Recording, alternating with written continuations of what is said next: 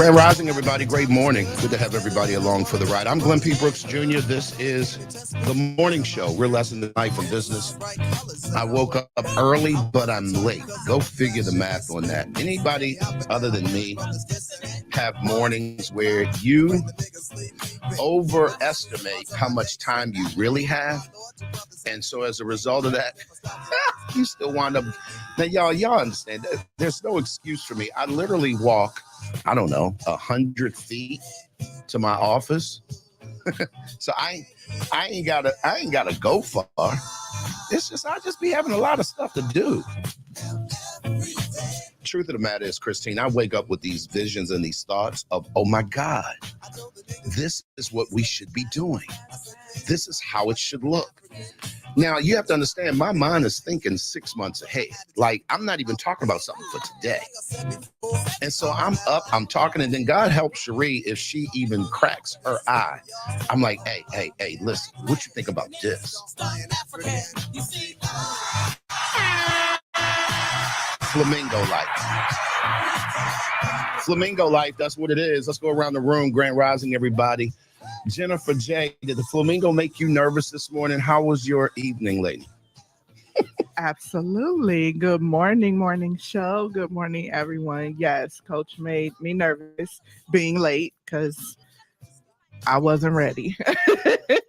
But my evening was really good. I had a presentation last night, so presenting to a community of entrepreneurs about systems and why they need systems and why they need to invest in systems in their business. So it was really, really good. And after that, I went to sleep. I was nurturing a migraine all day yesterday. So my day wasn't really good up until that. So I mustered up enough energy to do that. And then I went back to sleep. Nothing. And you fancy. was outie, Yeah. as in 5,000. Help me. How's your head feeling? You feel a little better this morning? We are on Fabulous today. Hey, let's get it. Let's get it.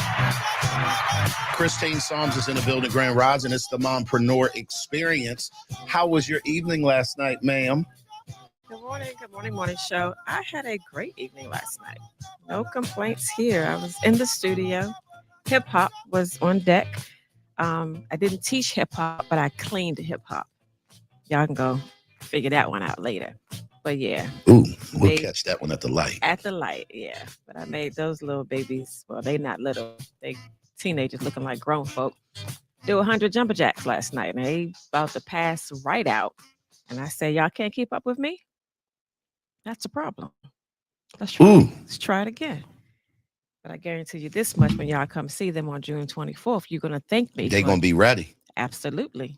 But I had a great evening, Coach. Listen. I don't know about them, but I did. Sergeant. Look, why did I just feel the drill sergeant come to the table, Rod? Director Yikes. Jones. That's her name. Yeah. I can't do jumping jacks, Christine. I mean, what? The knees are just, it's a lot. Jumping It's jacks. the knees. And you clap the hands at the top. If the hands don't touch, you got to start all over again. Let me yield my mic. I'm excited. I had 2 sips of coffee. Oh, snap. She said she had 2 sips. Help me. Listen, hot like fire, Rocky. I know that's right.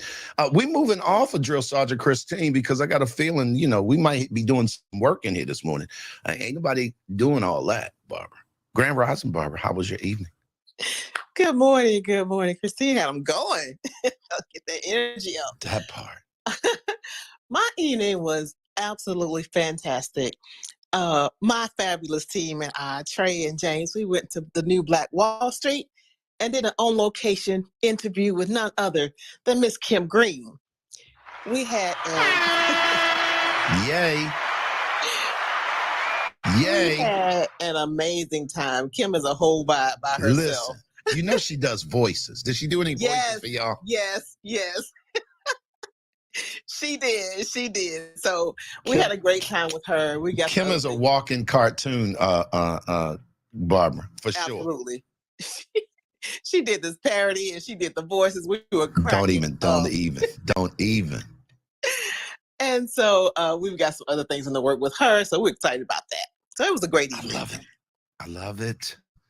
I love it. John, listen, I miss Kim. I told her last week we were in Baltimore and she and I were trading texts. It's not Texas. That's a whole state. But we were trading texts. And I told her, I said, yeah, I got to reach out to you next week, which is this week. That just reminds me, I'm going to call her. But John, we got to get her roped in the bootstrap and redefined. I don't know how we do it, bro, but we got to figure out how do we put her on display that weekend. And I want to be really creative with it. So we'll figure something out. John Schultz is in the building. Always exciting when he pulls up. Grand Rising, sir, how was your evening? Grand Rising, good morning show. My evening was good. Man, it'd be a whole lot going on. It was good. It's okay. It was good. Was you making the sugar? Was you making the sugar water yesterday, John? No, I still have some left. I'm about to make some today, though. John, how long does the supply last? You know, I get to thinking about Breaking Bad when I think about you and your sugar water. Because you remember on Breaking Bad when he was always looking for a place to mix up his stash. Yeah. So I have off season. The 50-gallon tank can go about every 2 weeks, but I'm in season, so I'm going through 3 50-gallon tanks every 2 to 3 days. So it's gracious. Yeah. I saw last year I did $16,000 in ice alone. That's inexpensive. So just to give you a idea of the Brother. Yeah. So it's but each 50-gallon tank can yield almost $10,000. So just do the numbers. Hey, listen, we gonna need you to keep mixing up that sugar water, Yeah, huh? yeah. Help me. Lord Jesus, let's go. I just try to cut it a different way. That's it. No, I'm stupid. See here. I'm just, Hey, John, now be careful. Be careful. We out here in these streets. No, but it's He ain't lying though. He ain't lying.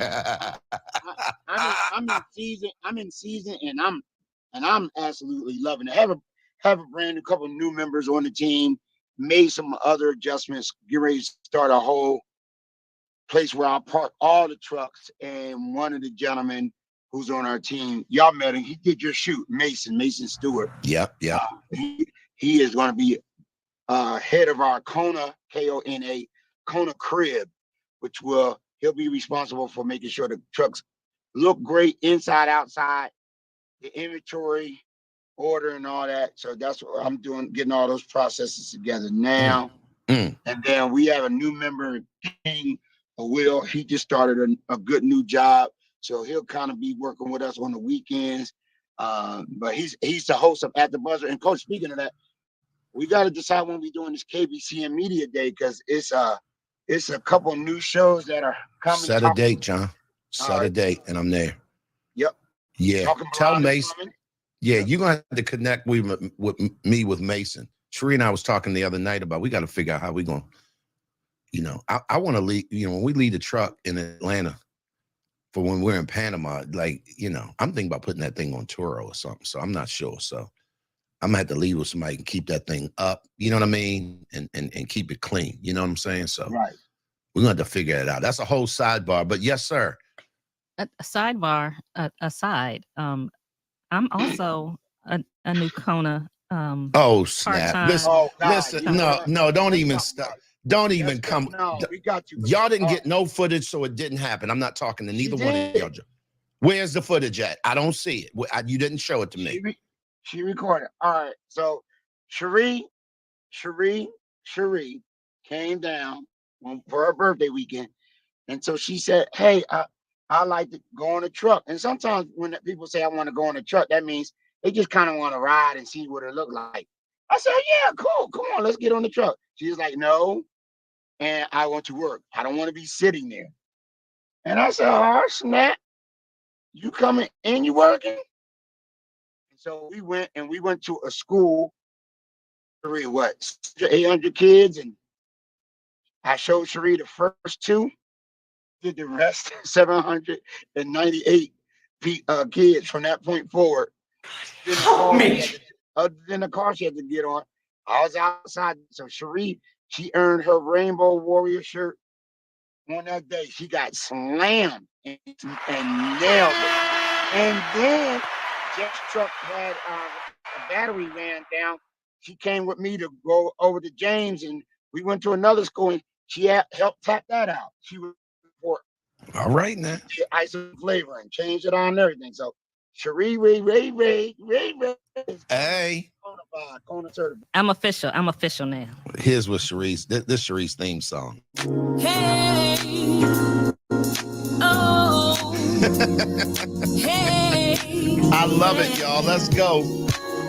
oh, John, I ain't messing with you. You and that daggone look, y'all, John over there getting people addicted. That's all I'm saying. Hey, let's go. I'm taking my If you're feeling like your life is golden, you're living your life like it's golden, it don't mean that everything is right. It don't mean that nothing is going sideways or wrong. But what it does mean is that you have resolved to live life and not let life live you. Is that you? Put me in the chat. Let's go. Grand Rising, everybody. I'm living my life like it's golden. Living my Grand Rising, everybody. Good to have everybody along for the ride. It's the morning show, real lessons in life and business. So much going on, so much to talk about. John is out there in these streets doing all the things. Rocky, it's good to see you in the building this morning on stage. What's on tap today, lady? And quite frankly, how was your evening? You doing okay? You didn't pull an all-nighter, did you? Oh, Well, here we go. well, Jennifer is on tap today. I passed the baton to her for Tech Thursday, Uh-oh. as I am the drop-off teacher this morning, so I will not be on around that time. Drop-off teacher. You got to explain. Yeah, so we have to stand there as the parents drop off their kids to make sure none of them gets ran over. And also we have metal detectors, so we have to tell them to pull out their Chromebooks, anything that's metal, all that stuff, so that they can line up at the door. Got it. So yeah, we have to do that at 7:45 till 8:10 every morning. That I'm there. And they rotated, I imagine, the duties. They rotated the duties. I slid under the radar for a while because I'm only there every other day, but they found me. So I'm making up for it. But my evening was good. Jen, I was on the migraine train too. I don't know what it was yesterday. I haven't had a migraine in years, and I had a migraine last night. I did make a decision though, Coach. I got into it with a parent yesterday, as in came to the school and we was about to throw down. It was pretty bad. So I'm not teaching. I don't know how far I'm not, when I'm not, but I'm going to meet with Crystal and set up my own program because I'm not tolerating that. My life is great. I'll just say that. And also Listen. I put out for a virtual assistant. So I have several interviews today for a virtual assistant so that I can maximize my business without having to work in my business because I'm about over that. So yeah, that's what Let's go. No, I ain't mad at you. Post the job in the chat if you can. Y'all want to hang out with Rocky and you got the skills and the brain space to roll with Rocky. You need to reach out. No, Rocky, I'm excited. It's funny, Cherie. Sometimes God orchestrates circumstances in a way that causes us to be more interested in saying yes than no. Let's just put it that way. And so, no, Rocky, let me say this, and I'm going to say this while you're here. I woke up this morning thinking about what is the one thing such by doing that makes everything easier or unnecessary.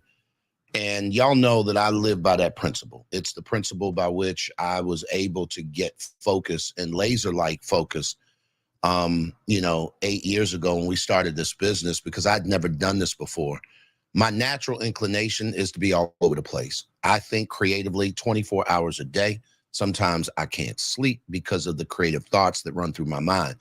And when you are a flamingo like myself, like Rocky, like, John is a flamingo, what happens is that you don't contain those creative thoughts well. They tend to bleed over. And we're going to talk about boundaries today, but you have to have containers to put them thoughts in, because if not, they'll have you all over the place doing all the things, but you won't be successful in any one thing. Rock, when I think about you, that educator piece in you, the desire to teach, to help people, when I've watched you, that's just what it is. And I think that you're going to do yourself a great service by leaning into that and honoring that gift. When Pastor Jamal got up and he talked about spiritual gifts, I don't know what category of spiritual gift that falls into. I'm sure I could go research that and figure it out. But sweetheart, that is your gifting. And when you're outside of that, bad things happen. And you need to recognize that. You're a whole 40 years old now. And here's what I know. God's getting ready to take you into a dimension over the next 40 that will make the first 40 pale in comparison. But it will be as you honor the gift that he put in you, as opposed to letting the gift run you. We talked about that the other day. The Bible talks about, your gift will make room for you. And the latter part of that scripture says it will bring you before great men. The reason why most of our gifts are not bringing us into the presence of greatness is because we're on the wrong side of it. And so that's for you, Rocky. I love you, and go be amazing today. And Jennifer J is going to hold it down because her hair is popping and she looking like she Retty with a T, not a D. But yeah, Cherie, come on, talk to us. How was your evening, lady? And let's get it. Are you going to me? Yeah, Oh, PTR. Yeah, PTR Okay. is your next. Yeah, You were just talking about Jen and her yeah, hair. I was because she was Tech Thursday. She's gonna fill in for Rocky. Got so I you. drew the connection. Yeah, the turtle in you wasn't keeping up. It's Got okay. you. I'm sorry. It's okay. Good morning. Good morning, morning No. show. Good morning, everybody viewing us and everybody on Clubhouse. Today is a thankful throwback Thursday. And so I am thankful this morning. I had a great day yesterday. Spent some time with my parents, took my dad to a doctor's appointment, got some very encouraging information. So that was good. So we got some plans, some things in place, moving and making sure that he gets the care that he needs. And then I had a restful evening. So yeah, I'm glad to be here today. Listen, encouraging news to say the least. And so y'all keep praying for Cherie, because as we getting ready to transition and move our place of residence to the country of Panama in July, one of Cherie's biggest concerns is how will her parents be cared for. And she got some really encouraging news yesterday. I'm super excited about it. So yeah, y'all put your hands together. God's doing something. Gardy, the youngest in charge, talking about doing something. Is God moving in the land of Cleveland? Because all I know, Gardy, is that I woke up, I didn't turn my sound on. But bruh, I ain't never seen you this animated. I got to go back and check out the replay. I don't know what y'all talked about on the call on the live last night. Guardian and his partners do a live every Wednesday night, y'all. And Gardy, there's something that comes out of him on them things. And I'm like, I got to go back and listen to it, because he was slamming the desk and some more stuff. Gardy, come on through. Talk to us. How was your evening, sir? Hey, what's up, guys? Great morning. Good morning. My evening was good. Yeah, yesterday's live was pretty dope. It was actually my first time meeting Richard, through like some mutual connections on Instagram. So he does something a little bit different with wholesaling, finding different ways to sell your deals on the MLS. But nonetheless, man, it was good just to be able to, to do what I do. And you're right, I do get excited about pushing my brand online, just putting myself out there, man. So yesterday's conversation was good. And my morning schedule is running a little bit behind, man. I was up just rolling around, watching a bunch of podcasts last night. So I'm getting to the gym a little bit late. I'm actually headed there right now to start a session before I start my work day. But other than that, man, I'm in a good place. We're getting to it. I love it, man. I love it. I love it. Yeah, he gets excited. Y'all do me a favor. If you have not followed Gardy, particularly if you're interested in real estate, wholesale investing is his lane. He can teach you some things, but his passion is on something different. And I love it. Rocky, by the way, Tanika Good over on YouTube says, I do virtual assistant. I am an administrator. Tanika, I don't know if you're shooting your shot, but you need to DM Rocky over on Instagram and call her if you're trying to get connected. I don't know if that was if that was in response to what Rocky was talking about. Rocky is looking for an assistant to help her get the things done. So yeah. And it's wrapped around social media, Shopify, Instagram, Etsy listings, engaging for my clients, all those things. So nothing with teaching. That's a whole other lane. Got it. Thanks for the clarity. Appreciate it. I love it. Back to reality, back to life. Grand Rising, everybody. Great morning. It's 7:20, 20 minutes after 7 o'clock. I'm Glenn P. Brooks Jr. Welcome to the morning show. I absolutely love it. Super excited to have everybody along for the ride. I see you, Rocky. It's a Tech Thursday. Jennifer J., the premier VA, is going to be sitting in for Rocky. Make sure y'all tune in right around 8 a.m. Eastern Standard Time. Here's what I know. When it comes to teching, Jennifer knows her stuff. She is one of those nerds that love to keep her head down, and she is a research buff.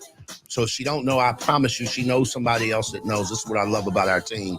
We can overlap and we can step in for one another when need to. It's time for us to do what we do. Let's go. Hey, if you're in the chat, if you are in the room and you have not chimed in, shout out, where are you listening from? What is the temperature of where you're listening from? I see that it is 37 degrees in High Point, North Carolina. Tanika, appreciate you for checking in. High's going up to 65 today. 36 degrees in Clinton, Maryland. I see you, Christine Psalms. Let's go. Mama, look, Mama Pat in the chat talking about, I'm living my life like it's golden. You better go ahead on, Mama Pat. I love it. I love it. Rocky just dropped a link into the chat so that y'all can catch up with her if you are interested in working with her team. Good to see everybody in the room. What's going on, Art Mitch? Happy belated birthday, sir. I see your wife is coming up on her, I think it's 37 years in a row. Of course, she would say she's turning 25 again. Yeah, y'all got to understand about something about, listen, Yolanda's a whole vibe. I love her. Miss you guys, man. Coach Paul, Grand Rising, good to see you in the building. Greeley, Colorado. What's the temperatures out there, Coach Paul? Let's talk. Y'all do me a favor. Go ahead and share out the room. It's 30 degrees in Greeley, Colorado. Listen, I love it, sir. Let's get it. Hey, 34 degrees in the nation's capital, Washington, D.C. Nona's checking in. Malika checking in. She's on the other side of D.C. where currently it is cold and it is 40 degrees. You know, D.C. is a whole vibe. Jacksonville, Florida, checking in at 55 degrees. Yeah, Coach Paul, that is warm, sir. I'm sitting up here following Coach Prime, boy. I promise you right now, boy. Y'all out in Colorado. Now, that is one state I've never been to. I got to get out there. But I'm not a fan of the cold anymore. I grew up in Baltimore, man. And I have been traumatized. That's why we moved to Panama. I am not interested in no more cold. Listen, I don't want no more snow. Y'all can have it. I'm going to where it's 75 to 90 degrees all year long. Thank you very much. It is beautiful. The sights out there are absolutely majestic from what I can tell. And one of these days I got to pull up. We definitely got to come out to visit. It will be summertime, though. We're not going to be watching those snow-capped mountains. Grand Rising, everybody. It's 7:23. We're going to pull up and we're going to continue to talk about a subject that we have been unpacking all week this week. We've been talking about boundaries in relationships. On Monday, we talked about what a boundary looks like. On Tuesday, we talked about boundaries and your family. On Wednesday, we talked about boundaries and your spouse. Today, we're going to talk about boundaries and your children. So parents, please do me a huge favor. Y'all get ready because we're going to need to hear from you guys today. It's going to be a whole situation. I promise you that. And the reason is because we know that all parents are parenting differently, but I can promise you there is a way to get what you want without having to be threatening to go to jail. Some of y'all think every day that goes by, you know what, this is the day I go to jail because I'm going to hurt this child. Look at Jennifer is nodding her head. She's like, parents, be honest. You're not going to hell for this.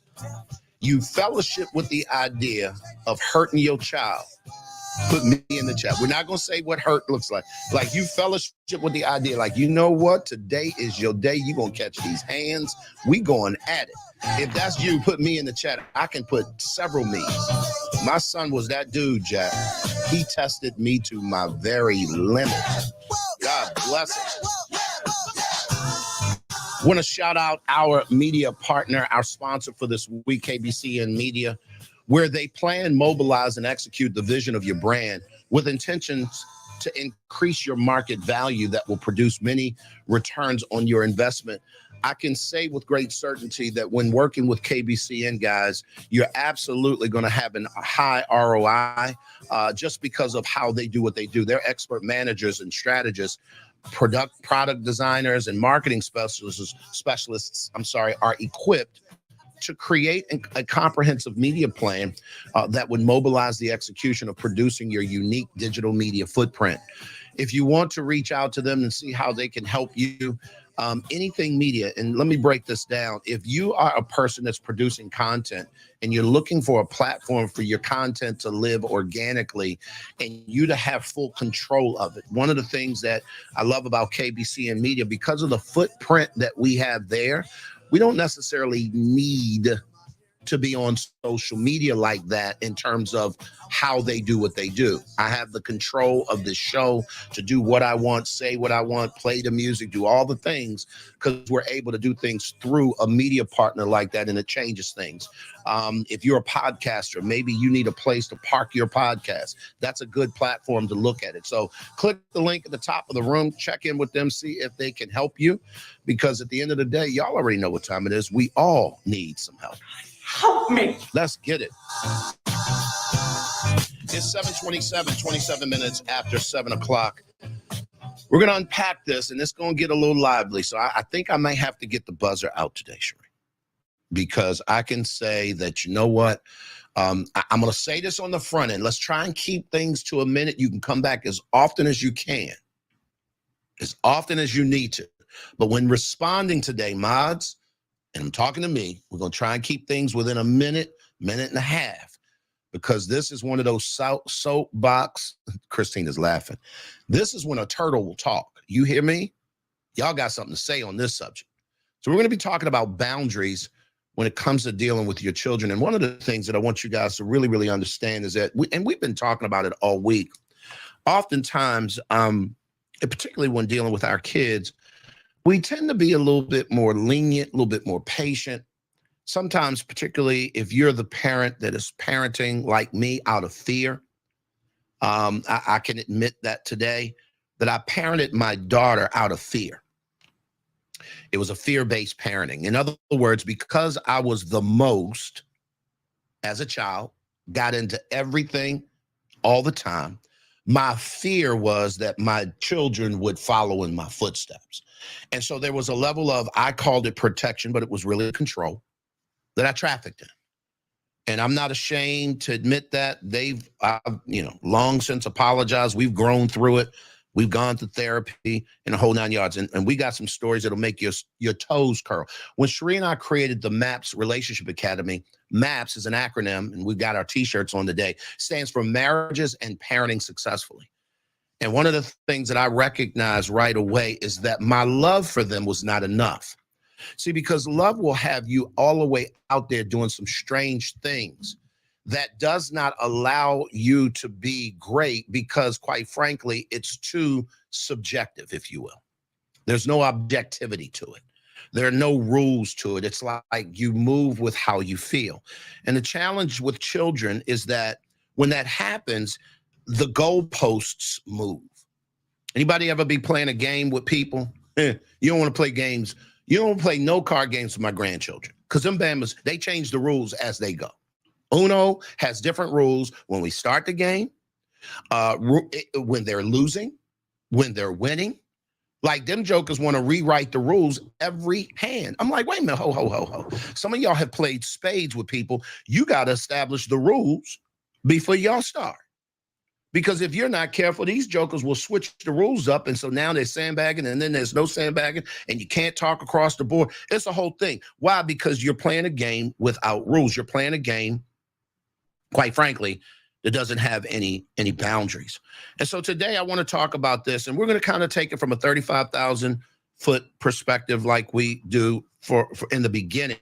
And I want to pull up some specific things that's going to help you guys kind of narrow down. But before we get into some specifics, Sheree, can you just start us off with just sort of what boundaries could look like when raising children? Come on, talk to me. Okay, cool. So I think as we've talked this week, we've really talked about that boundaries are about taking ownership, you taking ownership of you. And so for children in particular, putting boundaries in place is helping them to take responsibility for themselves, for their own emotions, for their own actions, for their own their feelings, their emotions, their actions. So them taking ownership of that. And so those boundaries look like, so if your child is upset or bothered about something, you teaching them to take ownership of their emotions. You get to feel how you feel. But the boundary is you don't then get to take your feelings and lash that out at someone else. Just because you feel some type of way, and we hate that term, but just because you're upset or you're disappointed or you're bothered doesn't give you the permission or the right to now be mean to your sibling or to be disrespectful when talking. You get to feel what you feel. You get to take ownership. This is how I'm feeling. And you may be able to say, can I have a few minutes to get myself together? That's fine. But them taking ownership of their feelings help them to learn how to manage their emotions so that as they grow, as they become adults, they learn those management skills, but also even in their actions. So if you have a child that's in school per se, and they're not turning in their schoolwork, they do their schoolwork, they don't. It's allowing them to suffer the consequences of their actions instead of us as the parents swooping in and rescuing them, therefore taking away their ability to learn to handle responsibility for themselves, not only just in their emotions, but also in their actions. I love it. I love it. I love it. Rocky, I know you are bound by time this morning. Certainly would love for you to chime in on this. 35,000 feet. What does boundaries with children look like for you? Man, so this is so good, Coach. I resonate with you when you say, when you talk about the fear-based parenting. I had another type of fear, and that was fear of losing my children.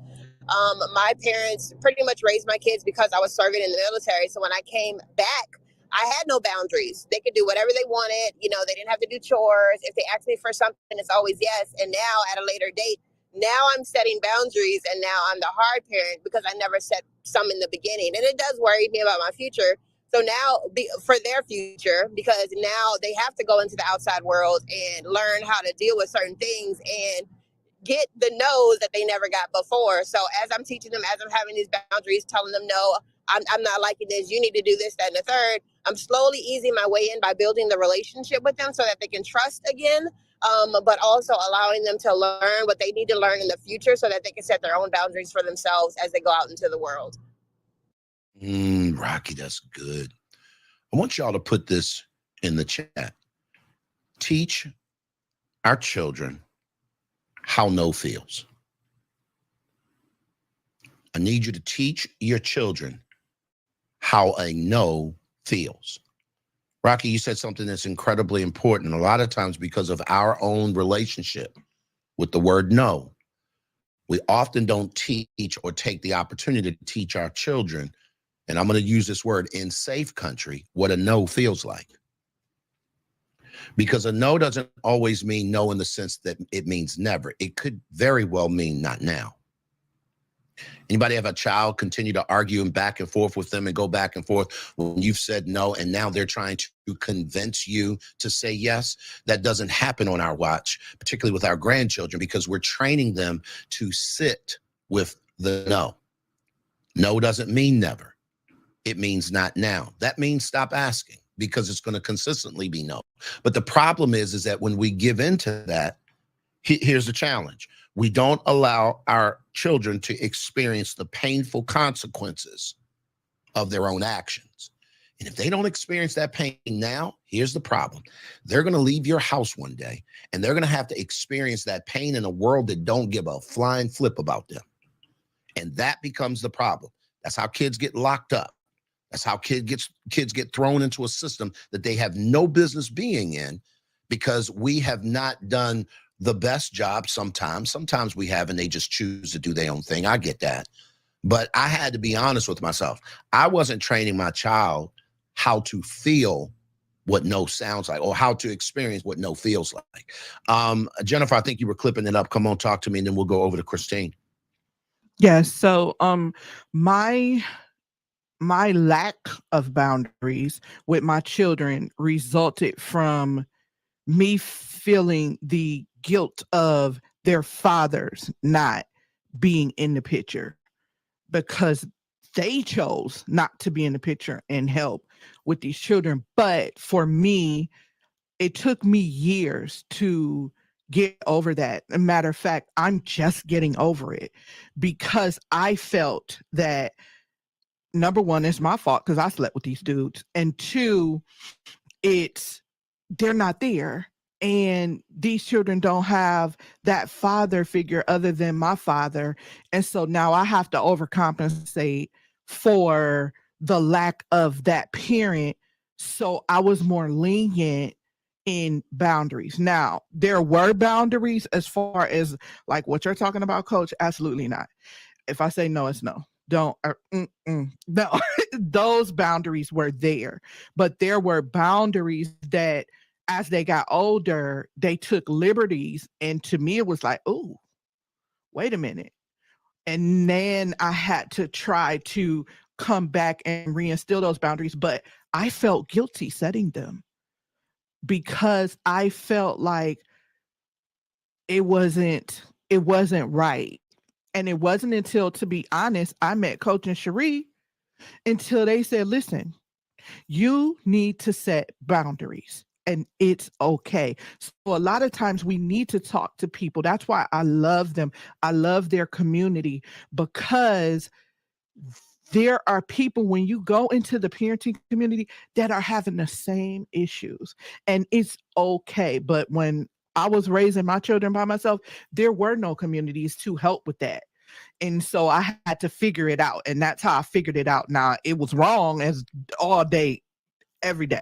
But now it's setting those boundaries. So now when my oldest doesn't understand what's happening because she's decided to disconnect herself and she asked for something, now I just text back, no. It's a whole sentence. No. And she's just like, thumbs up. All right. Sorry if you feel some kind of way. No. So it feels good to say no. And sometimes you say no. Look, don't you guys sometimes say no before they ask something and you be like, oh, I'm sorry. What would you gonna say? What was you gonna say? You get what I'm saying? This is how some of y'all's no sounds. No. Some of y'all's no sounds like this. No. How about this one? No. What about this one? No. Oh, yours sounds like this. No. See, it's a different ringtone, right? No, y'all gonna have to get y'all's no fixed. I'm hoping to help y'all. By the way, do me a favor, y'all, if you can, put the link to get on a free discovery call. If y'all think y'all want to be a part of the MAPS Relationship Academy and you want to ride this ride with our parents, it's an ongoing community. It's a maintenance community where you come in and, you know, month to month, it's a subscription. It does cost to be in the community. However, it's designed with getting you the help you need around the community that are building some of the things that you're building. And it's without judgment. It's the only place I know where you can come in and get truth with no judgment, to get truth in love, to get truth with a bunch of people who've been there, done that. They ain't got no stones to throw because they live in glass houses. And it is the most transparent place. We ain't gonna make you talk. We ain't gonna make you share. But I promise you, as you sit there, you're gonna want to say some stuff. And it's a whole vibe. So they'll get the link at the top of the room on Clubhouse. They'll drop it on the streaming services that we're on. Come on, Christine. I see you clipping it up. Talk to me. Boundaries with children. What does that look like for you? Yeah, so I'm going to take a different perspective. Boundaries for children come in levels, come in stages. Depending on the age of your child, will depend on the type of boundary that you have. Of course, when you first have your newborn, you're all excited. There is a boundary of protection. You're protecting your child from the world, and nobody can touch his head or his feet. And that was me, right? And then as you get older, as the children get older and they begin to, figure out who they are, they're walking, they're running, they're in school. And then there's the boundary of I am not your friend. And that's the boundary that needs to last until they leave your house. That boundary right there will save your marriage, if you're married. It will also save your relationship with your child. Oftentimes we think that, because they are intellectually mature, for their age. You all heard that. Oh, you're so mature for your age, that we can talk to them, as adults, or we have them around other adults and they're listening to adult conversations and blah, blah, blah. And they feel like, oh, that's my mom, but that's my friend. So there's that boundary there. And that boundary is to make them understand what their role is and what your role is. My mom used to be that mom who wanted to be my friend. Yep, the roles were reversed. And she wanted to hang out with me and my friends and go where we wanted to go. And I'm like, but you're not my friend. You're my mother. And that's the boundary that she didn't quite understand. And we had to have whole discussions about that. But that stemmed from her past and from her childhood and her upbringing. She brought that in, that she wanted to be chummy with me. And I'm like, no, I need a mother. I don't need a friend right now. And so, but when you get older into having adult children, understanding that there still is a boundary. Yes, we can talk and we can have mature conversations, but there is a boundary that you need to live your life. I am not parent save you from everything. And that's the boundary that parents sometimes forget about. I was that parent at one time where I wanted to save my kids. It was no longer protecting them, it was sheltering them. And we forget about that part where we can't shelter them from the world. They need to experience it. If you've given them the tools, if you've laid the foundation, the groundwork has been laid for them to go and live their life, they are going to have to experience some things as an adult or as a young person or a teenager, whatever that may be. But understanding that boundary cannot be crossed, but you are not there to save them from everything. And sometimes we as parents, we forget that part. So I'll yield right there because I can say a whole lot. I have 4 children, 24 all the way down to 12. Oh, trust me. That's why I said we're going to have to put a few time limits on. Sheree, I'm going to let you jump in, and then I want to kind of reset the room a little bit and give some people a little structure. And I'm going to take this to a place that I don't think many of us consider, and it was, how did God fashion us? Why are these things important? Come on, Sheree. Yeah, I wanted to, and I appreciate everything. I agree with everything that Christine said as well. But I want to approach this a little different. So I had I'll say the opportunity to parent as a single parent and then also within the confines of a marriage. As a single parent, it was harder to put certain boundaries in place because of it just being you're just one person. And so I think that I still was able to put certain boundaries in place. But I think that one thing that as for single parents, and I appreciate Jen for sharing that, and even Rocky shared it somewhat too, to some degree. When you are a single parent, there are a lot of other factors that play into your ability or your mindset when it comes to setting boundaries. Similar to like what Jen said, even though I had been married to my daughter's father, we weren't together. We separated. And so there was the guilt. There was that component that was like this elephant in the room all the time because her father wasn't there for her. So you can sometimes tend to be a little more lenient in certain areas. But I discovered really early that was more to her detriment than to her benefit for me to be lenient in certain areas. And so being able to kind of get a hold of when you're in as a single parent, I think a lot of times we have to do our work on ourselves regarding that situation, coming to a place of peace and not carrying the blame for whatever happened and just functioning in this is what it is and not allowing those feelings and everything associated with that to come in and necessarily affect how we parent our children. Because at the end of the day, we're raising children to be young adults. We're raising them to be adults, not young adults. We're raising these little beings to become adults one day. And there are certain skills that they need to learn. There are certain responsibilities that they need to learn, whether they have 2 parents in the home or 1 parent in the home. Sometimes, especially for mothers with sons, I've seen where, especially single mothers with sons, they put too much responsibility on the sons as far as him being the little man of the house. And that's a boundary that's crossed because that's not his role. And even sometimes when you have multiple children, the oldest one will become the the nanny or the permanent babysitter of the younger ones. And so I think we have to look at what our situation is. We have to take ownership of what our choices are that have led to whatever that situation is as a single parent, and take responsibility for what's ours and not put that responsibility on our children. And I know it's hard as a single parent. So I'm not beating up on anybody. Like I said, I had the privilege of being a single parent and then also being married and being able to finish out the years raising my children being married. And so I know that that's a struggle, but we do have to try to figure out how do we balance that so that we're not putting more on them that's not there, so that they can grow up as children, learn the responsibilities they need to learn, but we're not putting more on them than we should and crossing some boundaries that are not supposed to be there while inflicting others. Absolutely. Guys, listen, and I want to reset really quickly. Rocky, I see a question that you posed, and I know she's got a limited time before she got to get out of this room.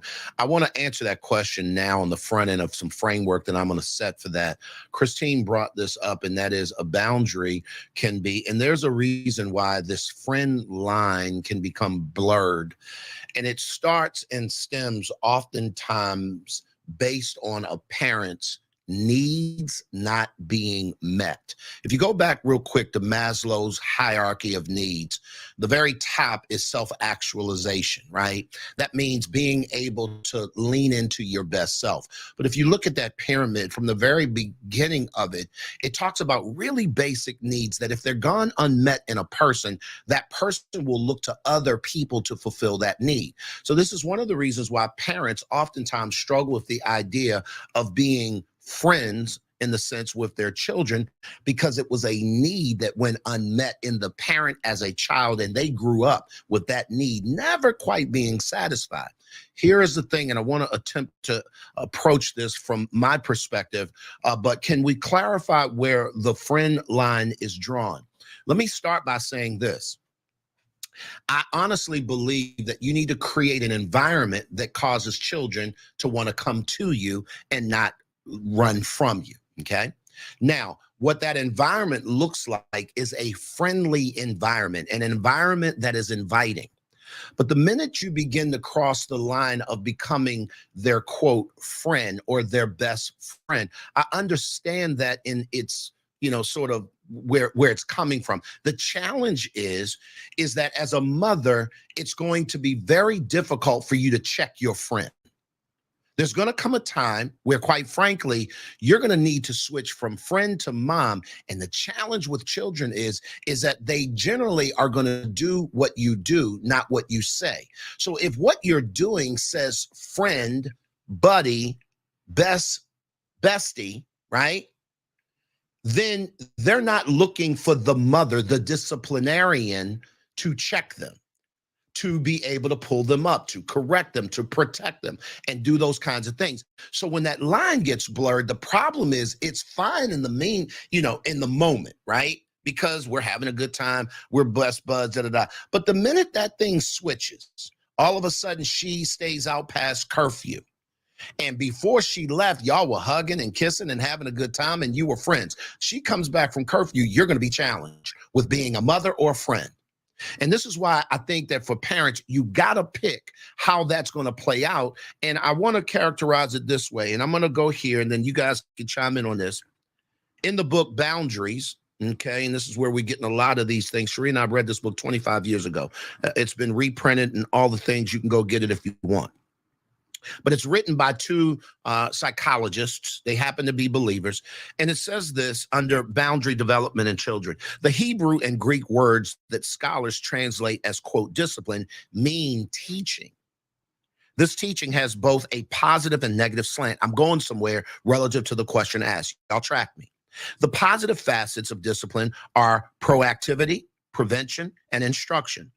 Positive discipline is sitting children down to educate and train them in the task. Fathers are to raise their children, quote, in the training and the instruction of the Lord. That's Ephesians 6:4. The negative facets of discipline are correction, chastisement, and consequences. Negative discipline is letting children actually suffer the results of their actions to learn a lesson or responsibility. The Bible talks about in Proverbs 15:10, stern discipline awaits anyone who leaves the path. Here's the thing I want y'all to get. Good child rearing involves both. I need y'all to hear that part. The problem is that when I am their friend, it is hard for me to then switch the gears and become their parent in real time. Good child rearing involves both preventative training and practice and correctional consequences.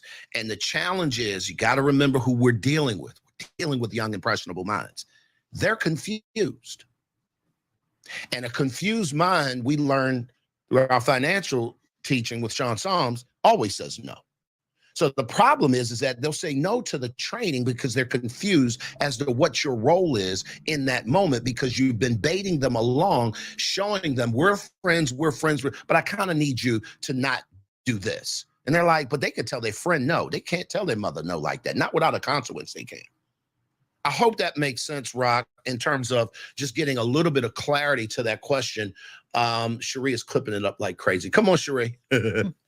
Yeah, and this is always a question that we get when we talk about parenting, as far as boundaries with parent and boundaries with your children. You should be friendly, and there should be a friendly environment. What I mean by that, your children should not feel like they're in boot camp at home. It should not be such a structured and strict environment that they don't feel free, that you guys can't have fun together. That's not what we're saying. But friends, when your children start, you can tell your children are starting to treat you like a friend when they, and I'm going to date myself, when they flippantly come out the mouth, when they say things to you that are disrespectful and it just rolls off their tongue, like they're talking to one of their little friends. And like you guys may, like I'll tell my grandkids, I was like, I don't know who you think you're talking to. I'm not one of your little friends. But they'll get too comfortable.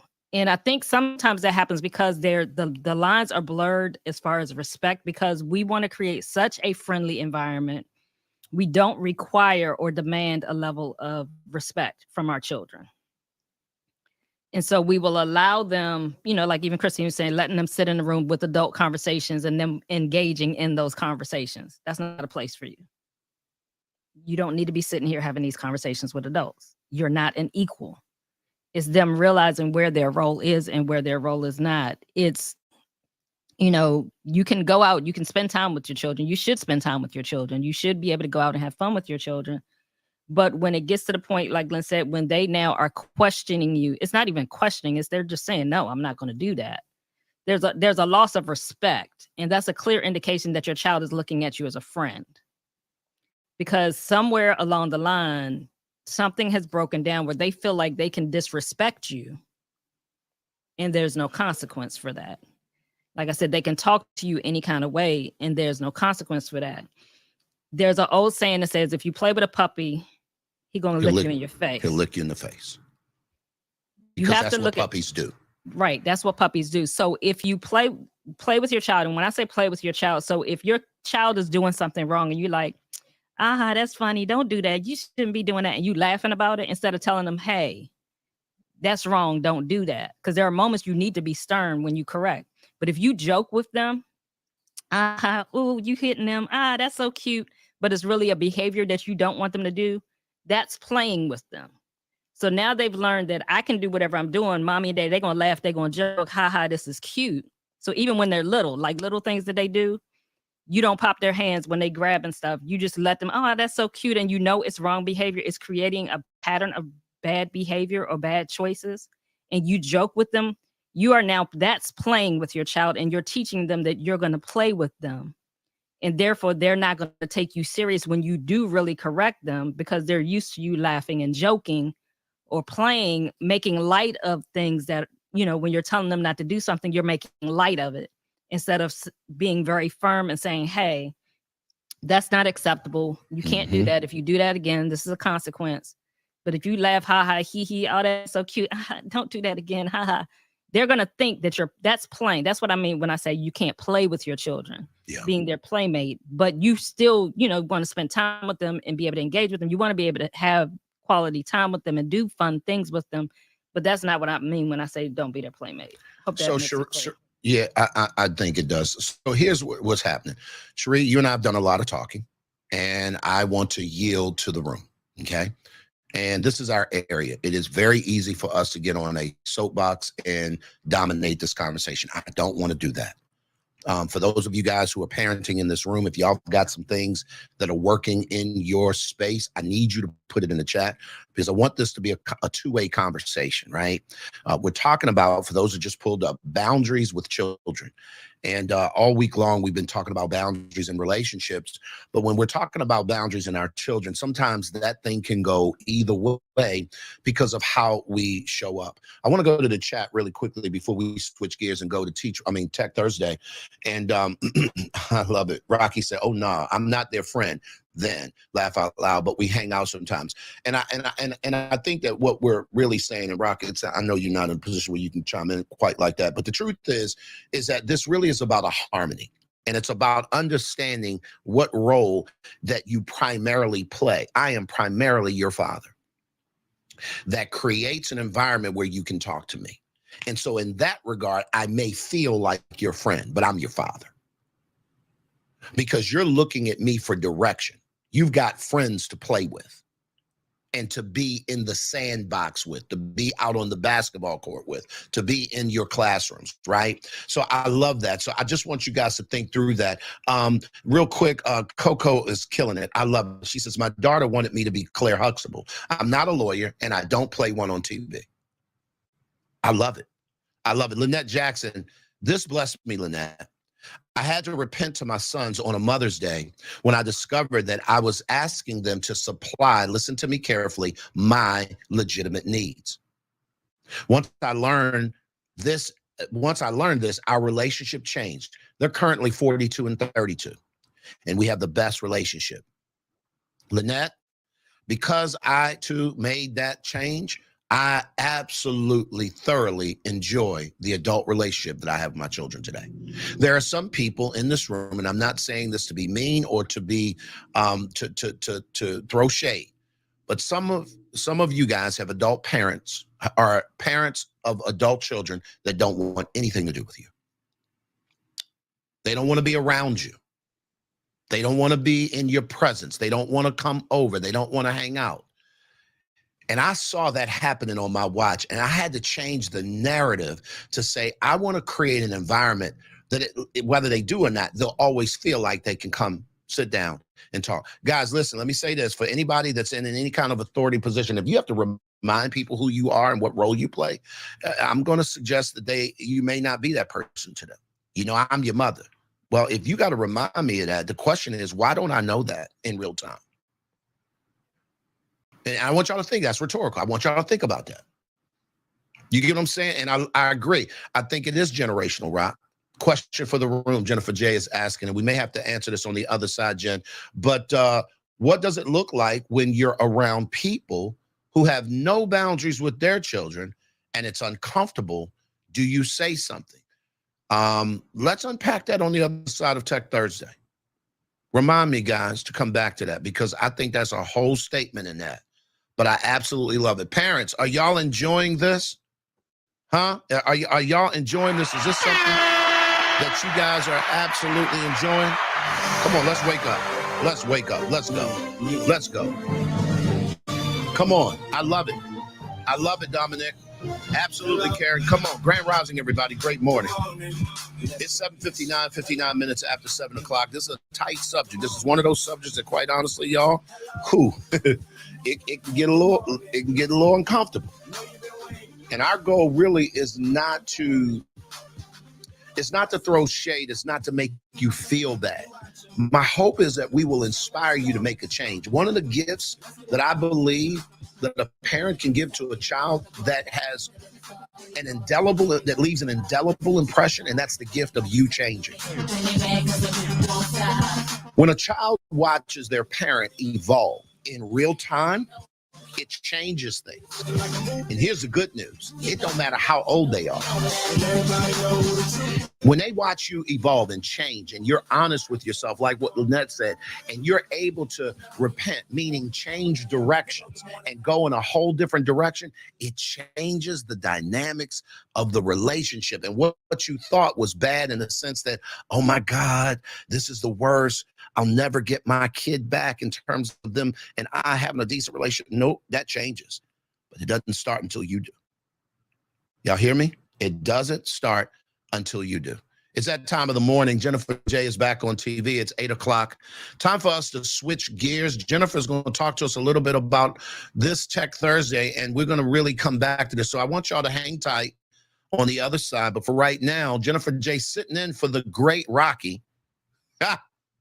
It's a Tech Thursday. Let's get it. Let's get it going. Come on, let's get it popping, Coach. Oh, shucks.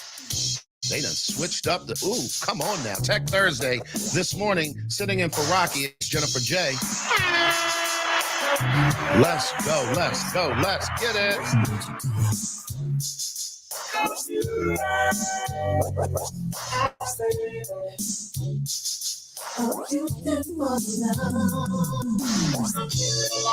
Good morning, good morning, good morning. Y'all know I can listen to that song all day. I want to thank Rocky for allowing me to substitute teach for her today. I must be a good substitute teacher because I was asked back twice. So you know you're good when you're asked back twice. All right, so what we're going to talk about in this segment is boundaries. Since we're already talking about boundaries in your business system. If you are on Clubhouse, you will want to come and watch because I have visuals. All right.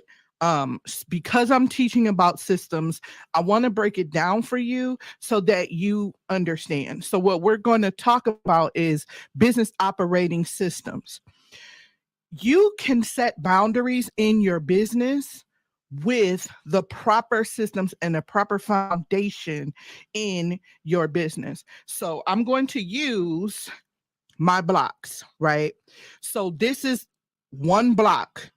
And if you notice on this block, it's just not a flat block.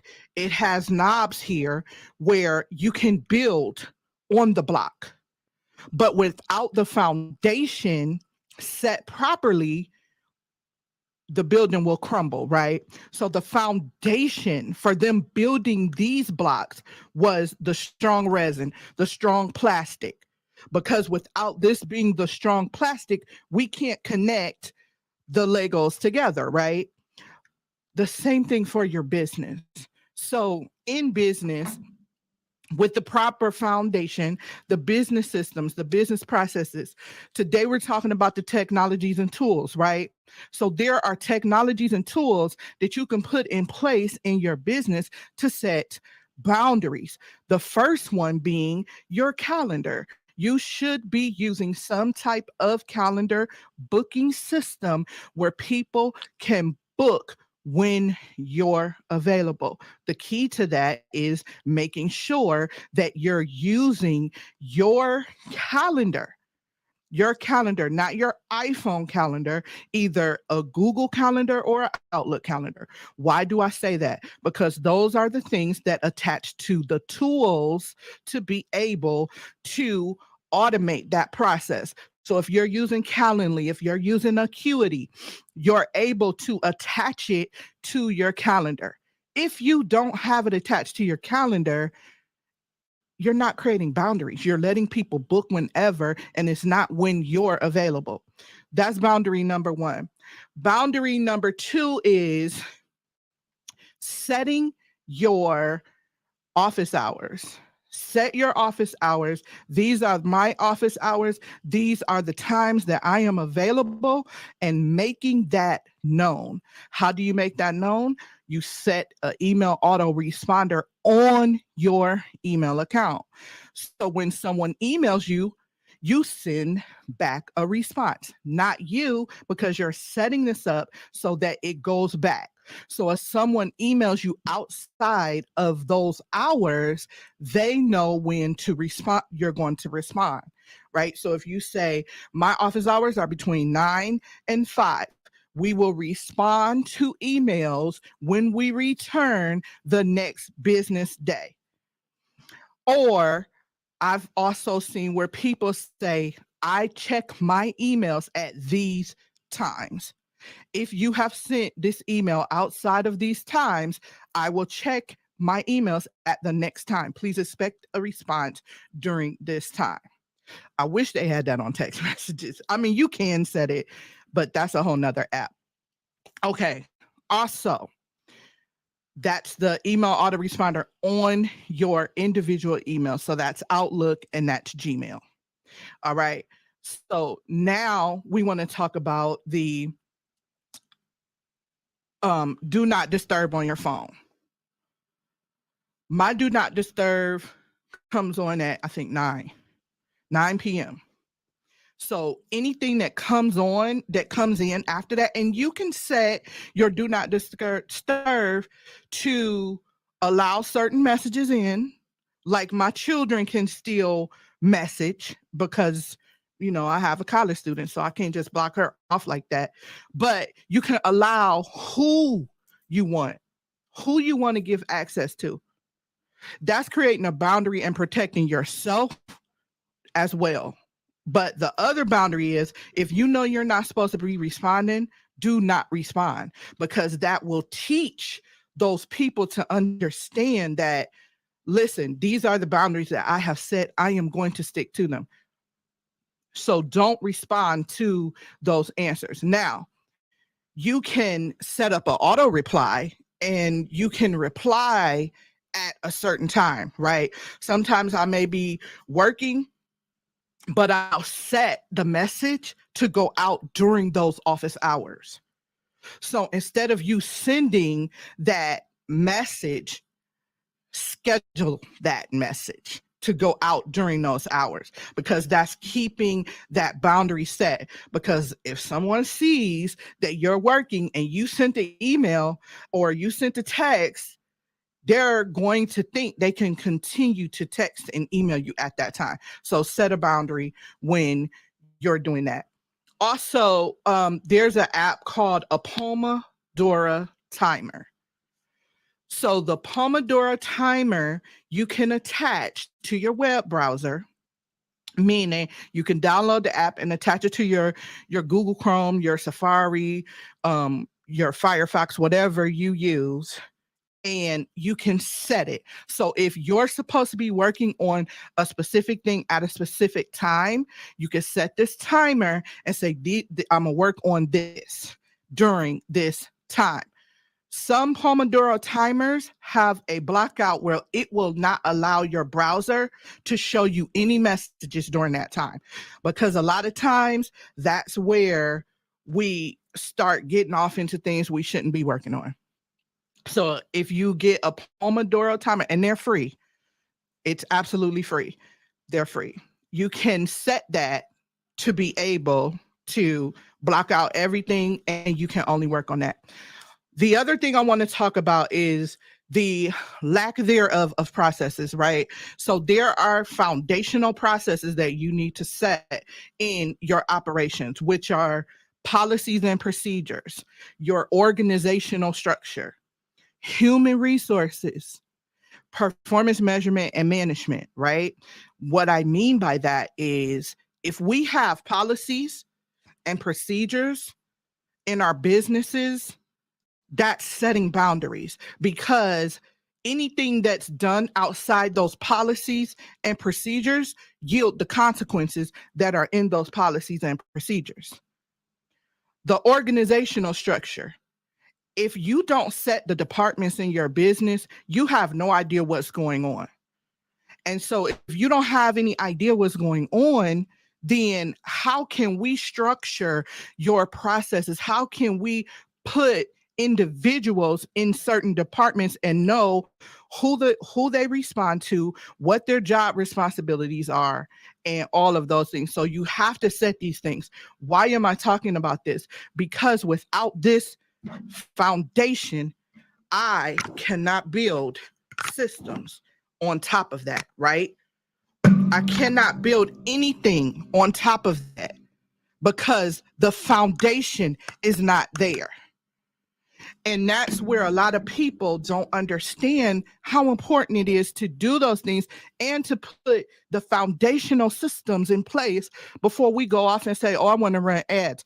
Oh, well, I'm going to market on my social media. Okay, well, once you market on your social media, what's the goal? Where are they coming back to? They should be coming back to a system, and it should be going through a process. But if you don't have that, you can't use it. Also, the technology and tools, human resources. When we hire, there should be an application in your system that people complete, and then you can go through and look at these collated responses of applications instead of having people email you, having people DM you, having people do anything but fill out an application. When you reply to jobs on LinkedIn, on ZipRecruiter, on Indeed, you're filling out an application. That should be the same process for your business. But before you even do that, you need to have the first two things I mentioned in place, because what is this person's job responsibility? Who are they reporting to? And what are their daily duties? All of these things can be automated. And then we talk about the technology and tools. What technology do you need for these operational systems? You need an email autoresponder. You need a calendar. You need landing page software and text messaging software and form software. Those are the foundational systems you need for every single business. And some need a CRM system. Not every business, but some need a CRM system. I am going to leave it there because this is a whole masterclass about these systems. But I want you to take away from this, you have to get the foundational systems in place before you can move on, because what's going to happen is your business is going to grow fast and you are going to be overwhelmed and overextended because you didn't put these things in place when your business was not so big and you did have time. My name is Jennifer J, and this is Tech Thursday.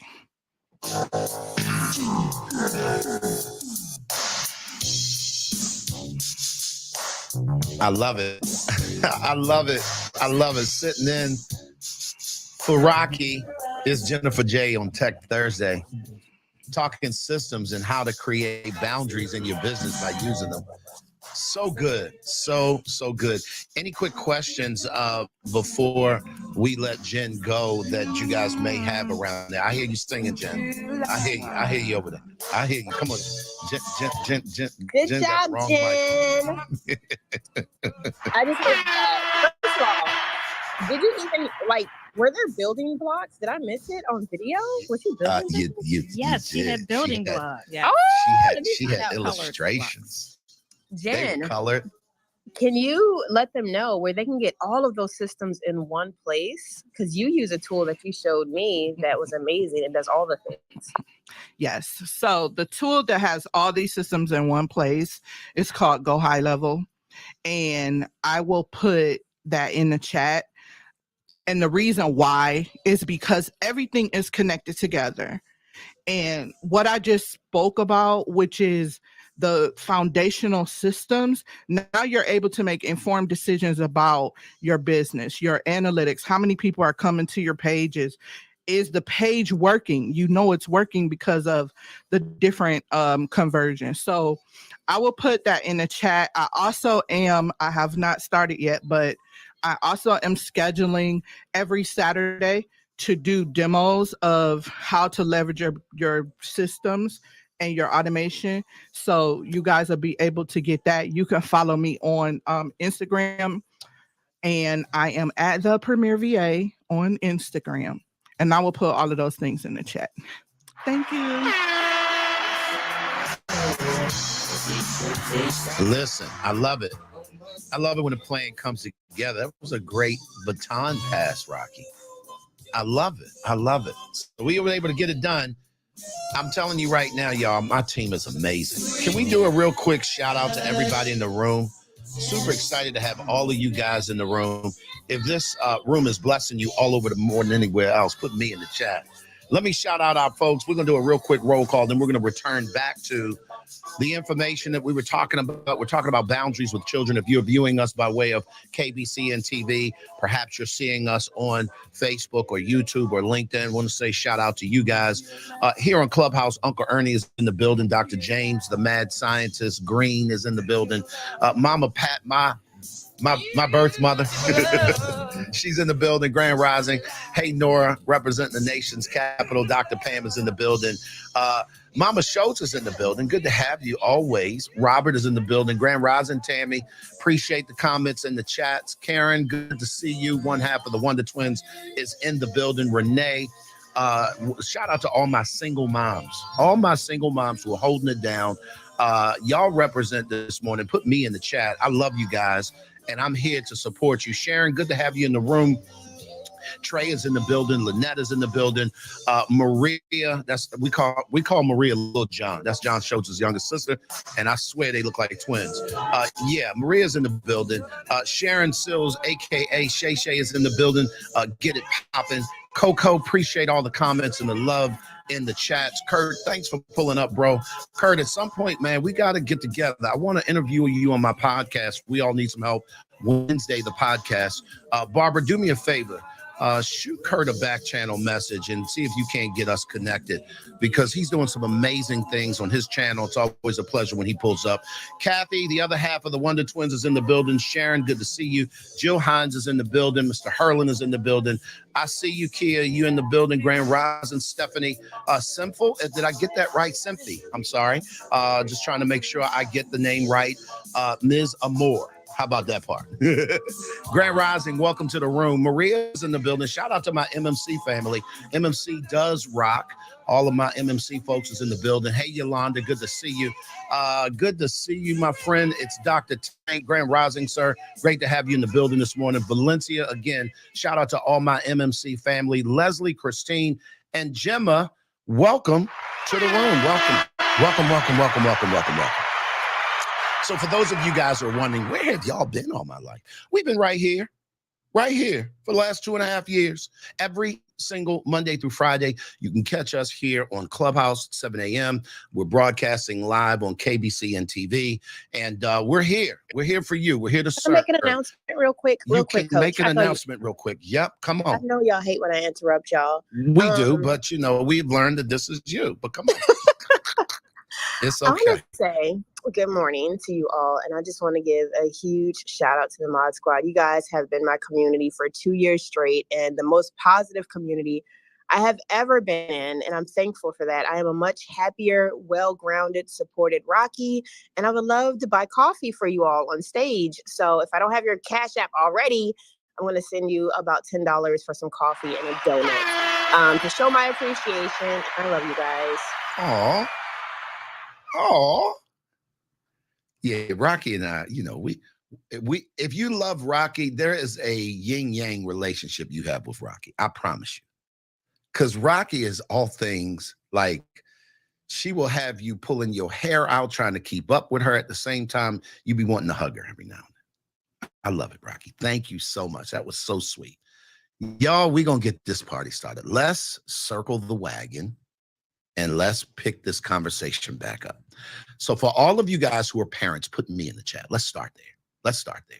If you are a parent, whether you are a co-parent, grandparent, active parent, retired parents are parents of empty nesters. That I just made that term up. You're a retired parent. Some of y'all serving all of the capacities at the same time, depending on how many kids you got, Christine. You get what I'm saying? So I want to talk to you guys. We have been dealing around the subject matter of boundaries all week long in relationships. On Monday, we talked about, first of all, setting the framework. What does a boundary look like? Bottom line, a boundary is like a property line. It is drawn to show you where you stop and they start, where your property line ends and where your neighbor's property line begins. In relationships, it's where you draw the line on what I'm responsible for versus who I'm responsible to. There are some things that we take responsibility for, parents, that is not our responsibility. You've crossed the boundary. That is your child's responsibility. And if you're not careful, you will teach them not to own their responsibilities, and then you'll blame it on them. These kids today, I'm telling you right now, they ain't like it. Well, no, it's our fault. Let's just be real. Let's put our ownership hat on, business owners. But the truth of the matter is, a boundary is a property line. We talked about that on Monday. On Tuesday, we talked about boundaries with your family, and Pastor Jamal Maxim came up and he blessed us all over more than anywhere else. We're still talking about this. I had a call with him yesterday, y'all. It's getting ready to go. If you're part of the MMC family, let me just say this out loud. He's going to be doing a lunch and learn for us next Wednesday. And it's getting ready to change the game. And I purposely put him up at the first or second quarter because what he is going to share with us is going to set the foundation for your entire year, not just second quarter. So you do not want to miss that. If you're part of the MMC relationship, I'm thinking maps. I'm looking at our logo. If you're part of the MMC Business Builder Academy, you do not want to miss next week's Lunch and Learn, 12:30. Y'all already know the vibes. Dr. Jamal will be in the building, and I'm going to let him go for as long as his little heart contents. He's going to prophesy. He's going to speak words of life and wisdom into us, and I'm getting out of his way. So I promise you that it's going to be a whole thing. Wednesday, we talked about boundaries and your spouse. It was spicy in here yesterday, and I promise you right now, it was a whole thing. Today, we're talking about boundaries with your children, and we left off with a question, and it was posed when Rocky said, where's the line between friends and parenting, and I kind of tried to unpack that a little bit, but I didn't get a chance to get other people's perspectives on that. Christine, if you can start us off as the mompreneur, give us some insight on where that line should be drawn. Absolutely. And I have a question for you, parents, single moms, married, whatever. Are you a nurturer or are you a friend? And when you are a nurturer, that is where that line is drawn. Your kids will know, your children will know that my friends are not going to take care of me. My friends are not going to nurture me. That's where that friendly environment comes into play. And I don't use the word friendly because kids don't know how to differentiate between the word friend and friendly. They think it's all the same, right? And you muddy the waters. But when you are a nurturer, your children know that this is a safe place for me to communicate with my parent, for me to be me. There's no airs. But it's also a place where my parent will give me what I need and not always what I want. That's where you can draw the line, because oftentimes your friends, they're going to tell you what you want to hear and not what you need to hear. Now, if you got a real good friend, for our adults out here, then yeah, your friends need to be able to tell you what you need and not always what you want. But as a parent, there needs to be a safe place. That's that nurturing environment wherever you are, whether you are in your physical house or whether you are out. And to answer Jen's question about that environment when you are around other children, other people who don't have that nurturing environment, then you need to ask yourself, should they be in your circle? You have to, that's the boundary of being able to protect your children and giving them a safe place to be no matter where you are. So you have to question your own circle. And if you become a new parent and understanding that those people don't parent the way that you parent, doesn't mean that you cannot be friends with them, but then it does. Because you have to be able to draw the line, create the boundary somewhere. There has to be a safe place that your children know that they can come and be themselves without being judged, because sometimes your friends will judge you. That's how you draw that line. I'll yield my mic. Ooh, ooh. Yep. And that also applies to family. Some family members don't raise their children the same way that you raise yours, or their boundaries are a lot looser than yours. And in order for you to protect your children and to not cause confusion, there are some family members they may not be able to go spend extended amounts of time with, especially outside of your presence, because children are very malleable. And if you let them stay with Aunt so-and-so who has no boundaries, when they come home, they're going to believe that now all the boundaries are gone. So you create more of a headache for yourself. And not that everybody has to, you all do the same thing, but there should be some alignment when you're raising your children. You don't want to put them in an environment that's totally opposite of what you are trying to create in your own home. And so great points, Christine. Great point. I love it. I love it. I love it. I love it. Christine, that was fire. I appreciate the clarity. Y'all, one of the reasons why I enjoy the team that we've assembled, all of us have our own varying and unique perspectives on things. And so when we talk about these subjects, everybody can add value. That's also inclusive of those of you guys who are in the audience. That's not just us on stage. I know y'all moving around doing all the things, but I really want to hear your perspective. Kurt, I love it, bro. Look for the friends that will tell you that you have broccoli in your tea. Sitting there grinning at you. Come on.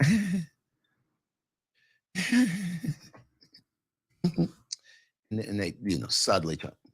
Nah, man, I need you, bruh. Do me a favor. That's what I love about my team. Folks in my folks on my in my circle that are in my space, man, they ain't got no problem stepping to me and say, "Hey, coach, let me holler at you for a second." That's how it generally comes across. That is so DC. Hey, Slim. Let me holler at you, Slim. Hey, Glenn, real quick, can I address Trey put a question in the comments. He said, can that be a training ground for your children to act how they were taught in the midst of other children not acting how you trained your child? Yes, but it depends on their age and their maturity level. If they are not mature enough to, it's an age and maturity thing. Very small children, when you put them in an environment that's opposite of theirs, they're going to quickly gravitate to that. If they have not, if the values that you're trying to instill have not been instilled in them, and there's evidence that that's been instilled in them, it's going to be more of a challenge for them because they can't differentiate the difference depending on their age. And so when they're teenagers, yes, they should be able to go in any environment and they should know how they're to conduct themselves and things if you've taught them that. And that's if you have taught them how to conduct themselves, if you've taught them healthy boundaries, then they'll be able to go in any environment and do that when they're of age to do that. But a small child, I would not expect them to be able to do that because they're going to, as children, their brains aren't thinking like they're going to go along with whatever's going on in that situation in most cases. And so you want to protect them. You want to make sure you're putting them in a safe environment that if things go left, it ain't going all the way left. Sheree, one thing I want to add to that, and I appreciate you bringing this up. I need y'all to understand a lot of the times in the old school, when we came up, we heard the word discipline as punishment, and they are two different things. And so when you are disciplining your child, you should be training them. That's the word in Greek and Hebrew. That's what it means, training. So when the Bible talks about in Proverbs 22, train up a child in the way he should go, it really could say discipline a child in the way that he should go.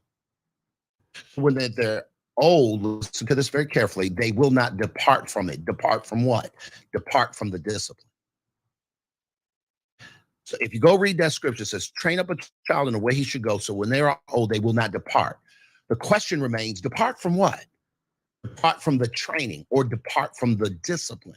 Here's the challenge. When we are not training our children properly, they leave the home, they leave the training, or they're not disciplined because they weren't trained to be.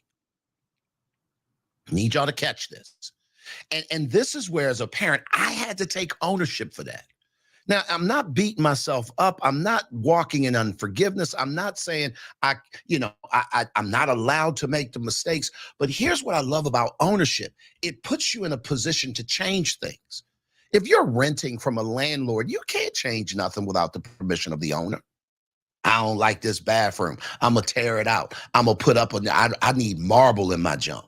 You better ask the permission of that landlord or the owner. Here's the problem. Children have to be trained to move in certain ways because that's when they take ownership. And when that happens, here's the neat thing, and I'm going to read this. Discipline is an external boundary designed to develop internal boundaries in our children. See, when it's done correctly, here's what happens. You do the training right. When they get out into the world, their internal clock kicks in. This ain't right. This ain't right. How many times have we really applauded our children and say, oh my God, I'm so proud of you that you made what? The right decision. You know where that right decision came from? It came from their internal compass that said, wait a minute, I know mommy and daddy ain't around right now, but bruh, that's not the move. We should not be, no, we shouldn't be doing that.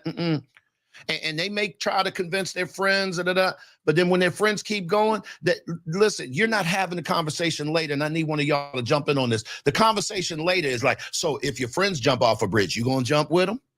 That is not good training, y'all. If we find ourselves saying stuff like that, that's a clear indication that your child does not have an internal discipline that has been developed on purpose with great intentionality. Somebody jump in and pick up where I'm leaving off. Y'all picking this up? Because this is so true. John, I don't know if you got anything on this, but I would love to hear from you guys. Come on, Christina's clipping it up, and then we'll go to Jen. Oh my gosh, Coach, I had to write that down, what you just said, that is so important. And sometimes parents, we don't like the word train. Well, when Sean talks about our children, he doesn't say that we're raising our children. We are training our children in accordance with the word of God. But that word train has such a negative connotation. We think about the military, or you have a military ship that you got going on over there in your house. No. I'm training my children, because when you train someone, you are instilling in their memory. It's called muscle memory. When I'm in the dance studio, we create muscle memory, so that if you keep doing the thing over and over and over again, they'll do it just like it's second nature. That's what we're doing with our children. That discipline becomes second nature, that they don't even think about it. Just like inhaling and exhaling. You don't think about breathing, you just do it. So when you are training your children, it becomes second nature, so that it becomes muscle memory, so that when they leave your house, they do it as if they don't, they'll die. I'll yield. Somebody else pick it up. Yes. To piggyback off my sis. So, two examples. When I never forget this, when my kids were younger, Diamond wasn't born yet, but my oldest two, they know we don't jump on furniture, we don't act out in the store, we don't jump around, we don't do all of those things. So if I was with a friend and her kids were the exact opposite. And so as the children were running, my kids stopped and turned around and looked at me. I didn't change my face. They started walking. I said, absolutely yes, because you were about to get it. And so that's what that looks like when you establish I talked about foundation. When you establish a foundation of what you are supposed to act like, how are you supposed to conduct yourself in the public? And I'm talking about 5, they were like 5 and 6 or 5 and 3 or whatever. But fast forward to being an adult looking at their friends with their children. Taylor was saying to me, I don't understand what's wrong with this girl. And they feel like because I don't have kids, I can't tell them, but she is not paying attention to her kid.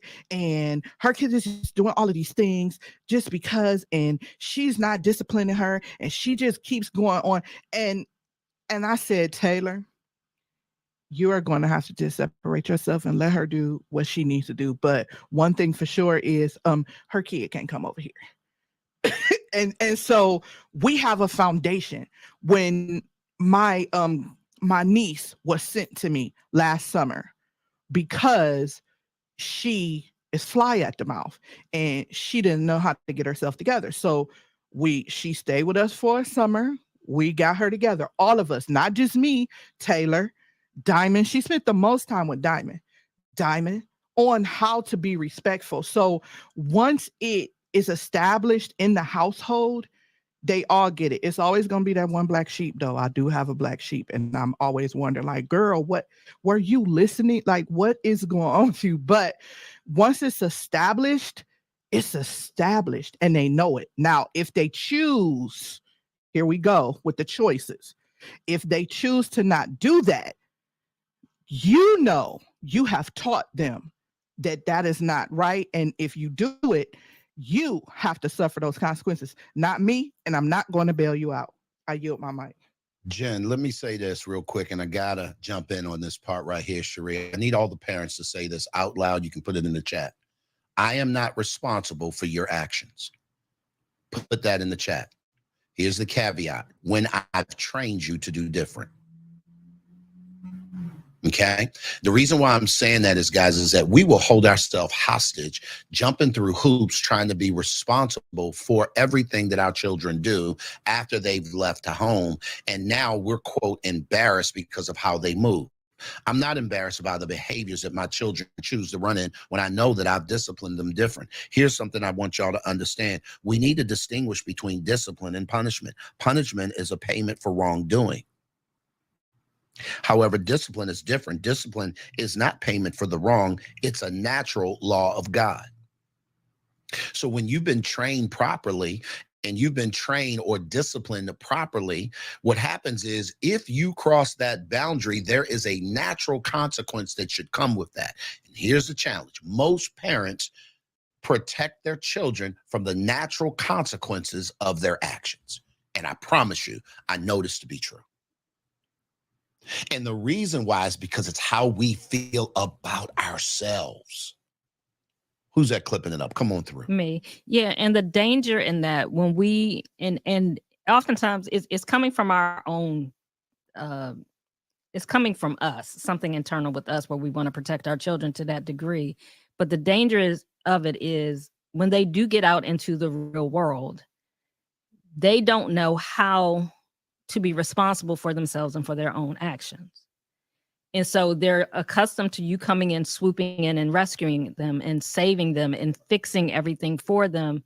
Therefore, they don't learn how to critically think, how to figure out things on their own because you've always done it for them. You've always fixed it for them. And so they become these adults that are incompetent in a lot of areas because they may be intellectually smart, but they're incompetent in a lot of areas because they never got trained how to do that in safe country, which is while they're at home. It's better to let your children fail while they're at home so that you can ensure that they learn the lesson from it than to protect them from failing. Never let them feel the consequences, never let them work through what failure looks like. And then they get out, as an adult and they fail. And now they don't know what to do. They have no idea which way to go, how to do anything. And they're running to you as an adult to bail them out. And so you have to look at that training is you allowing them to fail. You're allowing them to make mistakes in safe country so that you can guide them through it. That's what you're to do as a parent when they're still in your home. When they get out of your home, they should have received that training already so that they know how to work through. They may still come to you for advice. They may still come to you for wisdom because at that point, once they leave the home, you're in a coaching position. You're not parenting them any longer. And so they may still come to you for guidance, but you should not be the first line of defense once they've left the home. They should be able to figure some things out. They should go through 10, 15 steps before they come to you and be like, hey, I've tried this, this, and this. I can't figure this out. Can you help me? It shouldn't be, hey, my car is broke down. Can you come get me? You're a whole grown person. You don't have AAA. You don't have roadside assistance on your insurance. Hate it for you, but you need to figure that out. Sheree, now you done gone to meddling now. I saw Christine crack. Listen, Christine, I don't think people understand the definition of competence versus incompetence. I really don't think they understand. My goal is to train you up that you could be competent. Can you break that down for people, Christine? Because I think that most people think they know what it is, but our children are showing us something different. Come on. Oh my gosh. So when you are incompetent, by definition, that means you are insane and you have insane, not sane, and you have the inability to represent yourself. I need y'all to let that breathe. Please say it again, ma'am. Please say it again. When you are incompetent, that means you are, by definition, go look it up. You are insane and you have the inability to represent who you are.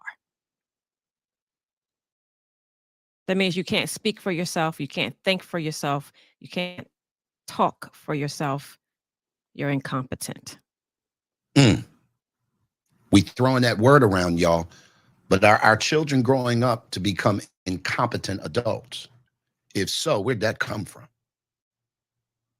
I need y'all to own this. Owners, listen to me. You have the power to change things. But if you don't think like an owner, it's somebody else's fault. Well, they coming for me. These hate. No, that's not how owners talk. Owners say, you know what? That's on me. Parents, real talk. Put me in the chat. If you see your kid do something, you say, oh God, that's my fault. They made that. That's it. That is my fault. Because when I had the opportunity to teach them, train them different, I was checked out. I was working 3 jobs. I was trying to put food on the table.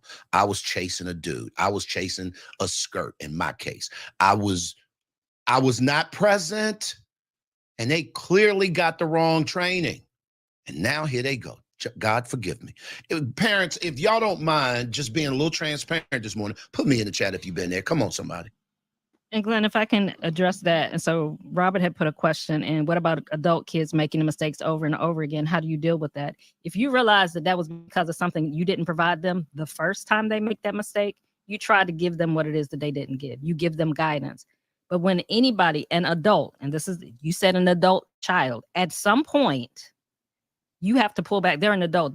Although they didn't get it, they're an adult now, and they have to figure out how to get it on their own. It's not your responsibility. The first time that they do, and you realize, hey, this is something I didn't instill in you. Let me try to help guide you through that. First, maybe the second time. But after that, now they're making a choice. And you have to pull back and allow them to reap whatever the consequences of their choices, because they're an adult now. You can't live their life for them as an adult. And so you have to be willing to cut the purse strings or the apron strings or whatever strings you want to call them at some point and allow them to be an adult, because they're an adult now. And that's where you pray and believe that God is going to cover them and protect them, but you can't live their life for them once they become an adult. Can I jump in? You can. Come on. My iPad has not been letting me be great. Yes, to piggyback off of Cherie, I was trying to jump in and answer that. As we're learning, right? We were not perfect parents, and we are learning every day that there are things that we have to unlearn. And once you realize that, whoa, just like Glenn said, like, oh, I have been giving my children wrong information. All my children are adults. I have no little babies. I have no grandkids, all adults. Now, I'm proud that none of my 3 daughters have children, but I did realize that some of the things that I taught or did not teach them was wrong. And so I went back to them and said, listen, all 3 of you, this is what I have learned is incorrect. And I see you doing the same things that I did, but what I did was wrong. So I'm telling you now that that's not right, and you need to navigate differently from that. That's me taking ownership of, whoa, I taught you the wrong things, and I don't want you to go down the same path that I did or worse. So let me correct you and tell you why I'm telling you this and how you can navigate it. Like Cherie said, if they choose to take that advice, is on them. I have given, all we can do is give them the tools to be successful. Whether they choose to use it, how long it takes them to come all the way back around to what you initially told them, because sometimes they have to go all the way around to come back to the initial thing you told them. If they would have just listened, it would have been greater. But take your path, boo. If you got to do it that way, get there. I just need you to get there.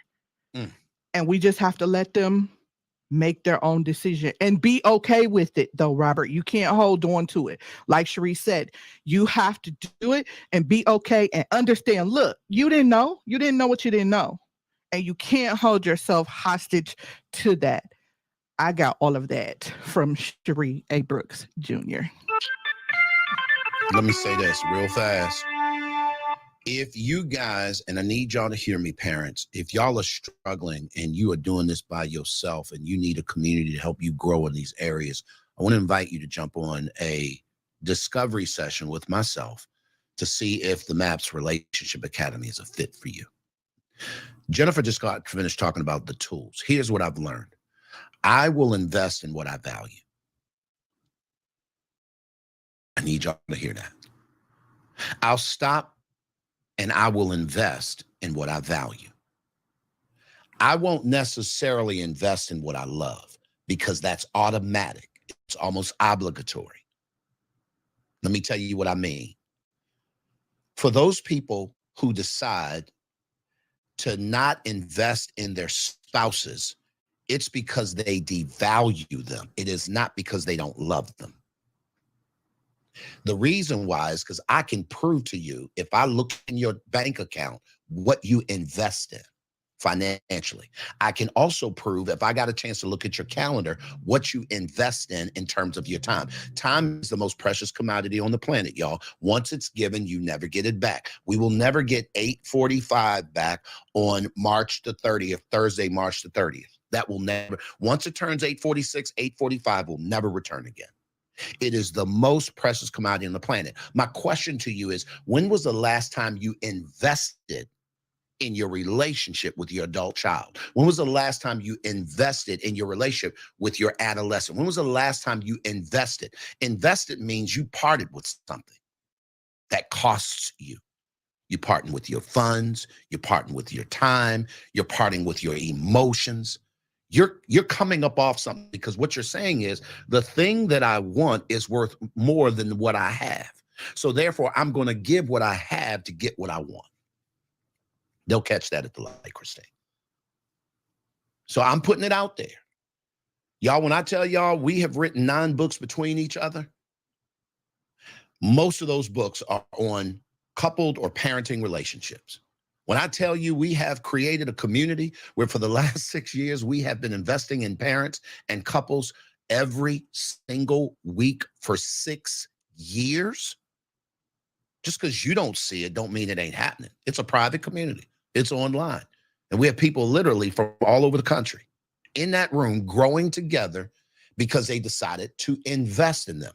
So here's what I do not want to hear. I don't want to hear you complaining.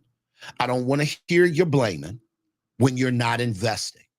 Because the reason why you're getting what you're getting is because the return on the investment you have been making has not yielded you a great return. It's time for you to rethink, what have you been investing in that's causing you not to get the kind of return that you'd like to see on your investment? And as an owner, you get to make that call. I'm changing where I'm investing these funds because I ain't getting back what it is that I need to get back. This ain't working. And I can guarantee you this. We go back to talking about children. It's the one thing that as parents, we're going to give an account for. One day, we'll stand before God the Father. We'll give an account for the things that we were held responsible for, particularly when it comes to our seed. If you don't believe me, go read the parable of the sower. Oh, you're responsible for the thing that God put in your possession to go and do something with. It's 8:47, 47 minutes after 8 o'clock. Radio, turn it up for sound.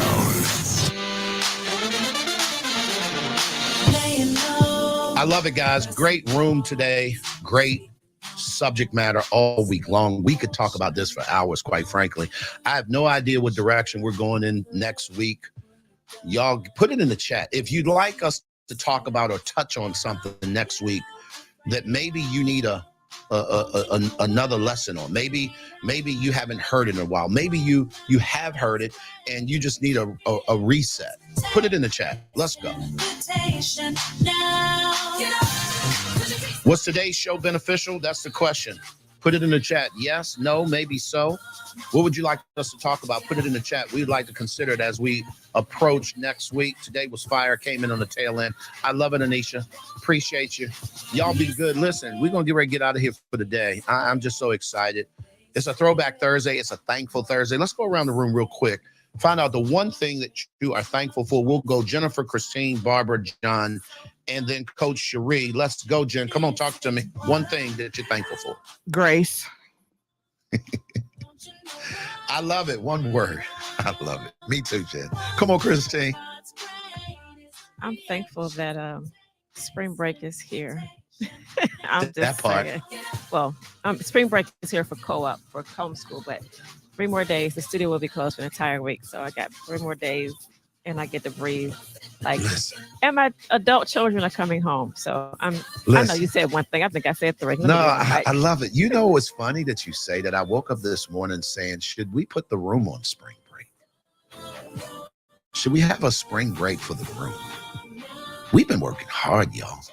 Second quarter is on us. Spring break is springing. I think about John. He is in the height of his season with Kona. Barbara and them, they doing all the things over at KBCN along with James and the team. It's a lot. What do y'all think about that? Should we go on spring break for at least a week? I ain't asking the mods. I'm talking to y'all in the chat because the mods are all thumbing up. I know what they want. Trying to be a good leader here, y'all. The But I room did. never I wants us liter- to take a break. I literally woke up this morning saying, I feel like we need to go on spring break. We're going to have our granddaughter for a whole week during her spring break. Our middle granddaughter, we're going to have her in a whole week. She's going to be here because she's going to an acting camp. We got a couple yeses. Really? Y'all think that would be a good look? Robert, you being selfish. And here's the thing: if they really, really miss us, they can catch the You can go back and you can on binge KBCN watch. TV. Yeah, we would do a best of on KBC and TV. There's that. Yeah, and then so it ain't like we'll be gone. What y'all think? Kurt, flesh and blood didn't reveal that to you, brother. I promise you, the Spirit of the Lord is talking to you, sir. Listen, I got to go with this one. I want everybody around the world to put your hands together because all the praise belongs to God. That's what we're going to do. Hey, James, let me ask you a question. Is it too late? Put it in the chat and let me know for us to order up a week's worth of shows for next week so that we can go on spring break. Is it too late? Oh, James came on video. James that came on video. James is like, y'all. oh, break? We could do a break. Am I hearing from God? Because I literally don't know what we talk about, and I don't want to force it. We I got think enough my in the team can needs a to break. we could do Yeah. 2 weeks. We could do 2 weeks. Now, I think that's where we would have a problem with. I think we would have a problem with the room on 2 weeks. I think they will come for us. Kurt, yeah, no, I'm telling you, we've been doing this for 2.5 years, y'all. We got a ton of replays. Listen, Kurt, look, let me tell you something, brother. You my guy. I'm telling you right now, it's 8:52. I think that's what we're gonna do. I do think we're gonna at least take us. Everybody else gets spring break. We deserve it. Y'all, do me a favor. Somebody text Rocky and ask Rocky what she thinks. And let's get a response from her. Well, now tell you everybody's right now. spring break is different, though. But I It can tell is. you, let me tell you, she posted on Facebook that today is the last day before spring break. So I'm not even sure that she would show up next week. I know I said that out Ooh. loud because she's on spring break. But our spring Ooh. break is until the week after, Glenn. Yeah, because yeah. Yeah, everybody's is different, but we can still do next week, y'all. Just saying. Yeah, we could. And we could we could reset. I love it. Okay. All right. The room is spoken. We're gonna take spring break next week. Let's take it up one more time. So here's what we're gonna do, James. Next week, I want to queue up a string of replays, right? and we'll pick some of the best shows. Maybe we'll pick different subject matters throughout the year. Maybe we'll go back to some old stuff. The week of Easter, we might run it back. Listen. Hallelujah. I'm feeling empowered over here. Listen. Kurt, look, I'm sold, brother. I'm buying. As they would say I like on what ESPN. he said. We're gonna call it a success break, not a spring break. That's what we call it. That's what we call it, a success break. Let's do that. Next week, we are on success break.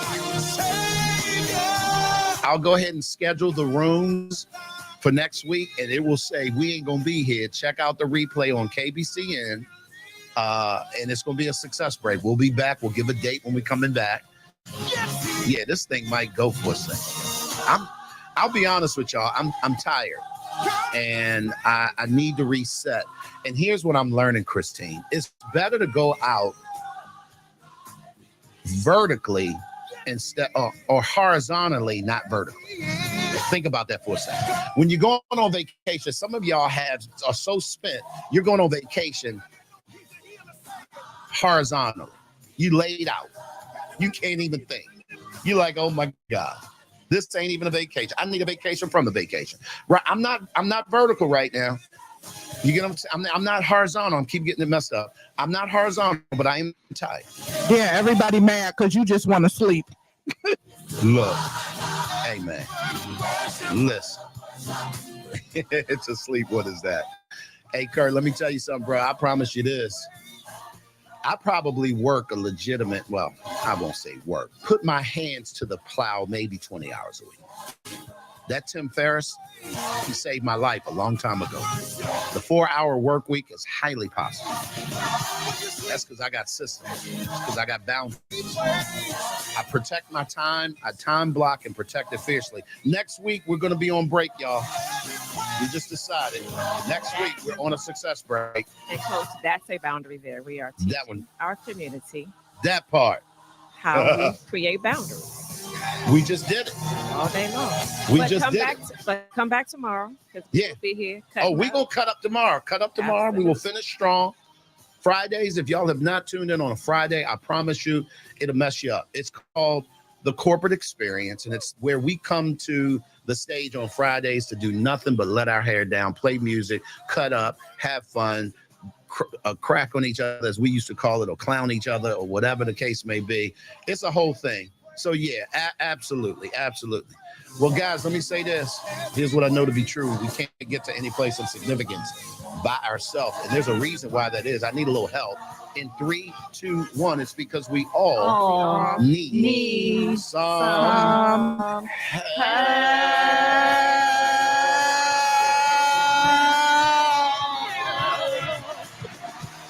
Y'all so silly. I love it. KBC, and we'll see you back tomorrow for The Corporate Experience. This room will end when the music does. Let's go, y'all. Do me a favor. If y'all are in the audience, do me a favor. Connect to each other. Get into each other's back channels. Introduce yourself. Be a human being. Maybe somebody said something this week that blessed you. If you see them in the room, tell them so. I know John and Barbara are not in a place where they can chime in. We love you guys. We appreciate you guys. Here's what I'm also going to say is that we're not going to do a debrief today, guys. No debrief today. I'm getting in the pool. It's calling me. I'm going to spend my 2 hours between 10 and 12 working on me today. So obviously my phone stays on Do Not Disturb. Let's get it. Grand Rising, everybody. I love you guys. We'll talk to you tomorrow. It's 8:57. And this room ends when the music does. Come on, let's work it. Hey.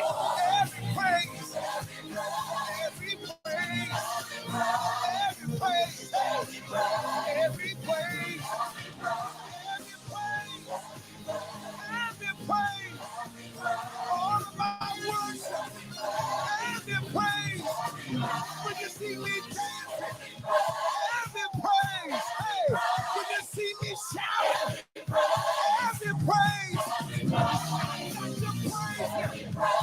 Every praise. I got to thank him. Every praise. He's been so good. Every praise. He's been so Y'all be good. We'll see you back tomorrow. This room will close in 5, 4, 3, 2, 1.